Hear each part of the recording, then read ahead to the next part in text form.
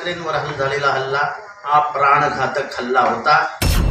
लोक जेव्हा सुपारीबाज त्यांना संबोधलं जातं या नेत्यांना, ते कुठेतरी चिडतात। काल उद्धव ठाकरेंच्यावरती प्राणघातक हल्ला, हा उद्धव ठाकरे हे राष्ट्रीय नेते, राष्ट्रीय राजकारणामध्ये याची पडसाद होते।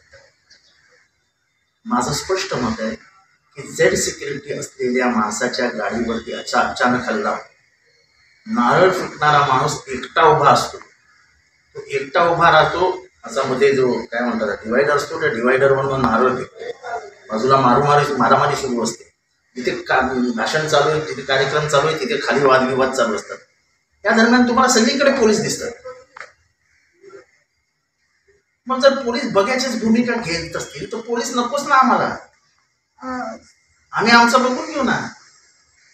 मी स्पष्टपणाने सांगतो, मराठी माणसाचा हृदयाला मध्ये कालवा होईल की हा उद्धव ठाकरेंवर प्राणघातक हल्ला होता। कारण काही द्या, मी कसं सांगितलं की शरद पवारांना काळे झेंडे दाखवणं हा लोकशाहीचा भाग आहे, त्यांची वाडी अडवणं हा लोकशाहीचा भाग आहे, पण त्याच्यानंतर समोर उभं राहून त्यांना दगड मारणे हा लोकशाहीचा भाग नाही। आणि माझं स्पष्ट मत आहे, मी ट्विट सुद्धा केलंय की उद्धव ठाकरेंवर झालेला हल्ला हा प्राणघातक हल्ला होता आणि पोलिसांना काहीच करता आलं नाही, याचं वाईट वाटतं। जो पक्ष मराठी अस्मितेसाठी लढला तोच आता दिल्लीचे आदेश घ्यायला लागलेला आहे। आणि आता या काळामध्ये लोकशाही दाबण्यासाठी जर त्यांनी सुपारीच घेतली असेल आणि भाजपबरोबर राहूनच जर मनसेला काम करायचं असेल तर त्यांचा विषय आहे। फक्त मनसेच हा पक्ष नाही तर असे अनेक पक्ष आहेत।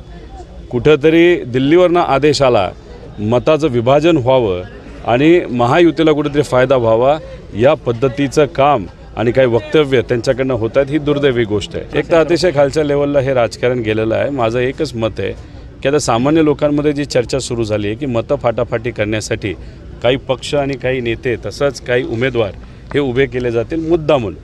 त्यामुळे हे सुपारीबाज पक्ष आणि नेते जे आहेत त्याच्या विरोधात महाराष्ट्रामध्ये आता वातावरण झालेलं आहे। आणि लोक जेव्हा सुपारीबाज असं त्यांना संबोधलं जातं या नेत्यांना, ते कुठेतरी चिडतात। आणि काल जे ठाण्यामध्ये झालं, कदाचित सुपारीबाज हा शब्द जास्तच जोमलेला दिसतोय काही सुपारीबाज नेत्यांना पक्षाला, असं आपल्याला